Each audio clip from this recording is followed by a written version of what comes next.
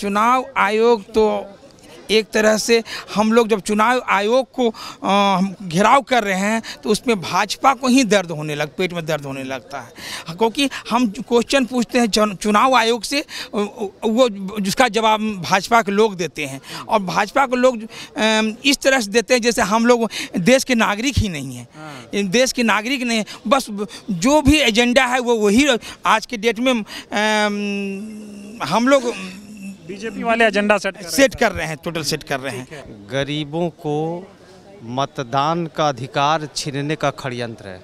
अच्छा, ये षड्यंत्र रचा गया है। क्यों लग रहा है ऐसा आपको? और इस षड्यंत्र को लोग समझ चुके हैं और इसके लिए ये जन आंदोलन होना संभावित है और जन आंदोलन का रूपरेखा तैयार हो रहा है और हो करके रहेगा। आंदोलन करेंगे इसके खिलाफ? निश्चित करेंगे। कानून सबके लिए बराबर है। चुनाव आयोग कुछ गड़बड़ी करा रहा है? एकदम गड़बड़ है। ये कानून के हिसाब से कोई काम नहीं कर रहे हैं, कानून का निष्पक्ष समर्थन वो नहीं कर पा रहे हैं। वो किसी के इशारा पे काम कर। किसके इशारे? इशारे पर, प्रधानमंत्री के इशारे पर। क्या चल रहा है थोड़ा बताइए। ये कुछ नहीं चल रहा है और किसी को समझने का इसमें जरूरत भी नहीं है।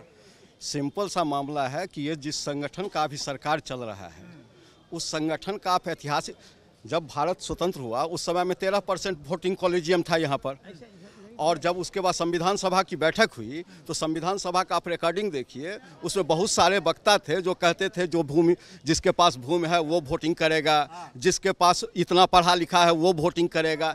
एक वोटर कॉलेजियम बनाने का था।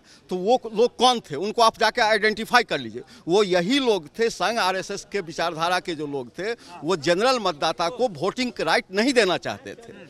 तो जब इनका सत्ता आ रहा है और धीरे धीरे ये हर एक कॉन्स्टिट्यूशनल बॉडी जो कि इनके सत्ता पर नियंत्रण रखता है उसको ये तोड़ने का काम करते हैं। ये एक षड्यंत्र है और बिहार के थ्रू एक ये एक्सपेरिमेंट करने का प्रयास कर रहे हैं कि ये प्रयास यदि सफल हो गया तो हम न्यू वोटिंग कॉलेजियम बना देंगे और तो धीरे धीरे ये पूरे देश में होगा। ये बिहार का मामला नहीं है, ये देश का मामला है। और ये वास्तव में जो इनका बेसिक विचार है, जो RSS और का जो बेसिक जो थॉट है, उस थॉट में ये जनरल वोटर को वोटिंग राइट देना नहीं चाहते हैं। इसमें आम लोग, दलित लोग, गरीब लोग, अनपढ़ लोग, भूमिहीन लोग को वोटिंग राइट देने का इनका थॉट नहीं है।